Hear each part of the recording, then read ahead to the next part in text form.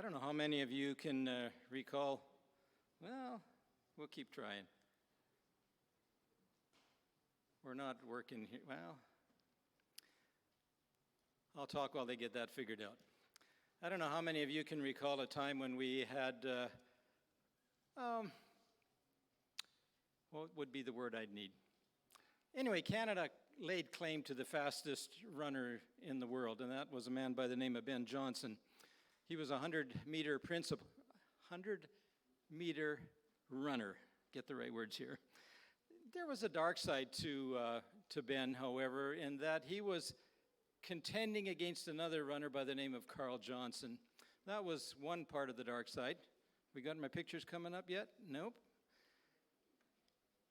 Maybe else. Anyway, contending against Carl, there was that was against him, but as time progressed, it turned out that he was using performance-enhancing drugs, and eventually he was stripped of the medal and the record that he had won. Ben came to Canada with his parents. His parents wanted to have a better life for the children, so they brought them to Canada. He came with, I think there were six in his family. And it wasn't long before they discovered that Ben had a special gift for athletics.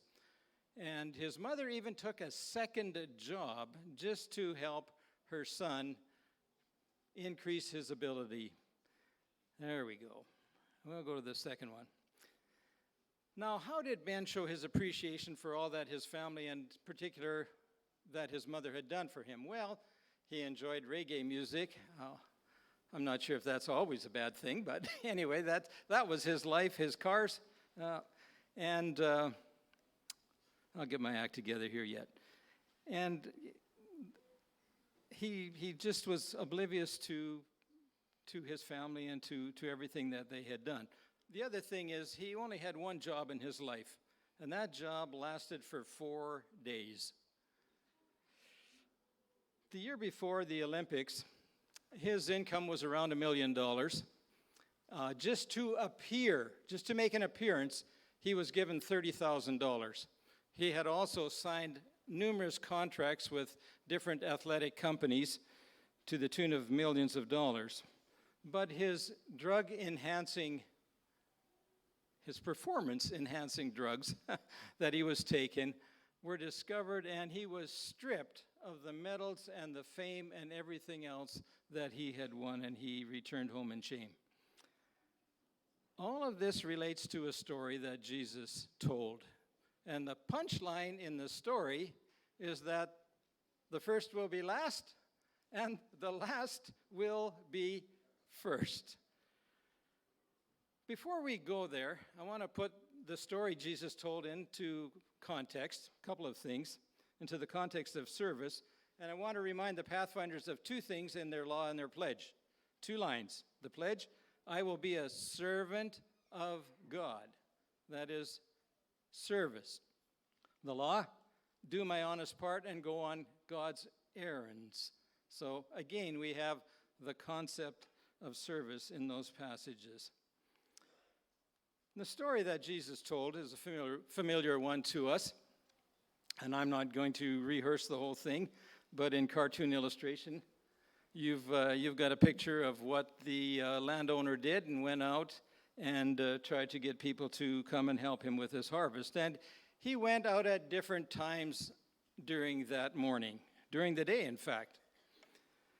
Now, we need to understand what life was like for vineyard owners back then. Now, we've got 2 slides on, well, maybe I've just got it on one screen. That's okay. You're not seeing what I'm seeing. They needed a lot of people to do a lot of work in a short period of time, because if the rains came like we've had in the last few days, your harvest was gone. So the landowner, wanted to make sure that he got his crop in time, and he would go to the marketplace to find people to work. Now, that's where the employment agency was in that day. People looking for work for a day would go there, and hopefully somebody would give them a job. And often they had to linger throughout the day because starvation was only a matter of a short time away. People literally lived from paycheck to paycheck. And the people were hired to work through the day. There was, for at least the latter ones, there was no bargain about wages. They were just told to come, and the owner said, I'll give you whatever you're worth, whatever you're due. Now, let me pause for a short story. This took place a couple of years ago when I was on the Temple Mount in Jerusalem. And a friend and I were just going over the area when a local came to us and he said, I'll give you a tour of the place and you pay me what you think I'm worth at the end. Number one, don't ever agree to that. Don't. I was very hesitant to, but my friend said, sure, we'll go along with it. And for 45 minutes, he took us around the Temple Mount in Jerusalem. And then when it was finished, he said, I want so and so much money for what I did. We said, well, what about the deal where we will pay you what you think it was worth? No, I want such and so amount. And it was an exorbitant amount. Well, I was not about to be part of that. And eventually we did come to an agreement. But if you ever go there, don't get caught in that trap. These workers that were in the vineyard, they had an agreement, and the landowner was going to keep it. Now, that brings us to another story. Eddie Rickenbacker was a World War I Canadian pilot. He was an ace. He was a fighter pilot. And again, he came from a large family. When he was 11 years old, he had to go to work. And he worked for the grand total of $3.50 a week. Now, that was back in 1901. I know that was a long time ago, but still, that wasn't much money. But he did his day job. He went to take classes at night as a mechanic. And when he had felt he had mastered that course, he went out to a local company where he caught the attention of one of the landowners, or one of the owners.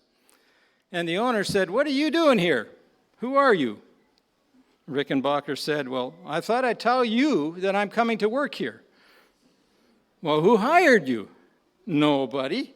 But if you think I'm not worth hiring, you can fire me." That's rather bold. I don't know if you've ever gone and taken a job like that, but he did. And sure enough, the next morning he reported for work, and he immediately set about doing some different tasks around there. And he went from job to job in that company, and it wasn't long before they realized, we can't do without this man. He's valuable. But his attitude was, I'm here to serve. You pay me what I'm worth. Now, Pathfinders, are you here to serve? I'm not sure you're going to get paid. Unless somebody in here's got money for you, I don't know. But aside from that, you are here to serve. Well, we're all here to serve. It's not just them, but it's all of us. Now, in the story, when it came time for getting the paycheck, was God fair? Was God fair? Well, you think about that one for just a little bit. After all, the ones who only worked an hour got paid a full day's wage. Was God fair? As we read in the story, the last ones were surprised at what they were given. And the other ones thought they were going to get a bonus, but they didn't. And it wasn't long before they started grumbling. But there was an agreement. They had agreed to work for a certain amount of money, and it was a fair wage, but they were still complaining. Now, I guess there's a spiritual application to this story. It's obvious, maybe, but it's also confusing. Should those who turn to God at the 11th hour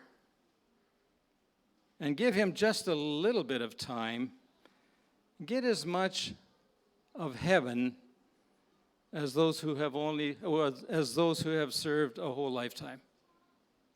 Is God fair? Well, the day of judgment will be a day of surprises. Some will be surprised that we got in. Some will be surprised we're there. But we'll also be surprised at those who are there. Those who have given the most time to follow Jesus must not suppose that the chief place in heaven is thereby guaranteed. Now, there's a bit of a two-part warning to those that Jesus talked to when he gave this story. There was a warning to the disciples because I suppose they were thinking they had a special place. Now, not too long before this story happened, there was another incident that took place, and Peter ended that part of the story by saying, we've left everything. What do we get out of it? So the disciples had a bit of an issue. And certainly the Jews in general had an issue because they thought they had a special privilege. They're a favored nation. They had the truth. How many times haven't you heard a Seventh-day Adventist say that? How long have you been in the truth? As if that's a special place, and God owes us. In God's economy, there's no such thing as a favorite nation church clause. It's the spirit in which service is done that makes all the difference. There's a lazy man. Everybody knew him. Small town. Local evangelist from 3ABN happened to come by one time and held a series of meetings. And lo and behold, he came, and when an altar call was made, the lazy man went up, and he was baptized, and he joined the church. People were kind of wondering, is that man really sincere? Well, one prayer meeting night, they found out. And he was praying. And his prayer began with, remember, this is the laziest man in town. Lord, use me. And he thought about what he was saying, but he said it again. Lord, use me. And he tried again. Lord, use me. And then they heard him say, Lord, use me, but only in an advisory capacity. Well, the Lord wants us to be used, to be servants. He had not learned the true spirit of conversion. God is infinitely compassionate, and he's infinitely generous. But they got mad, that is, the people that were working in the story, just the same. It's not the amount of service that we give, but it's the spirit in which we give that service. And that's all important. Why are we doing what we're doing? Two little stories that illustrate that. The widow's mite. Today's equivalent, she gave 2 quarters. 2 quarters. If somebody came up and put 2 quarters in the offering plate, what would you think? Especially when you've given thousands. But it was the spirit of service. Was her attitude. There's another story Jesus told. It was about a pathfinder. Everyone had gone to Oshkosh to hear Jesus preach. Everyone. They were all there. But you know what? Nobody forgot to bring everyone forgot to bring food for potluck. Nobody brought any food, except for one pathfinder. He had some fish and chips. What did he do with it? This is a growing teenager. He needs a lot of food. He shared it. He shared it with everyone. And look what a blessing it was. We can't earn what God gives us. And you know what? We don't deserve it. We don't. But God gives it to us just the same. The joy of service That's why Jesus said, the first will be last and the last will be first. One more quick story. There was a very rich man who lived in a beautiful house. There was a main highway going right by his house. But he was a very generous man. And as people went by, if they were weary, he would urge them to come by and sit in the shade of his trees. He would offer them water and food if they were hungry. But there was one thing that bothered him. He saw that a lot of the people that walked by were just plain lazy. So one day he decided he'd do a test. Put a big rock inside of the road, in the middle of the road, where everyone had to go by. And that's just what many people did. They went by. Farmer came by with a cow, grumbled about the rock, went around it, didn't do anything. Another one came by, grumbled about the rock, went around it. All day long, everyone went around the rock. It was just before dark, and another pathfinder happened to be coming home, on his way home. He was tired, he was hungry, he had worked hard all day, but he was whistling the pathfinder song. He was happy.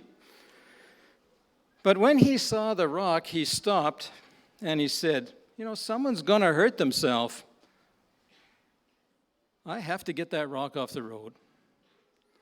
And so he took off his backpack and he struggled with that rock and he pushed and he pulled and he rolled and finally he got that rock off the side of the road. And below that rock was a treasure with a note. And the note said, "For the one who takes away the stone." Happily, the boy carried the treasure home, paid his tithes and offerings. And the rich man rejoiced because he found someone who was willing to work for the good of others. There will be many in God's kingdom because they never thought in terms of reward, but worked for the thrill of working and for the joy of serving. It's the paradox of the Christian life that many who aim at reward will never get it, and he who forgets reward will receive it.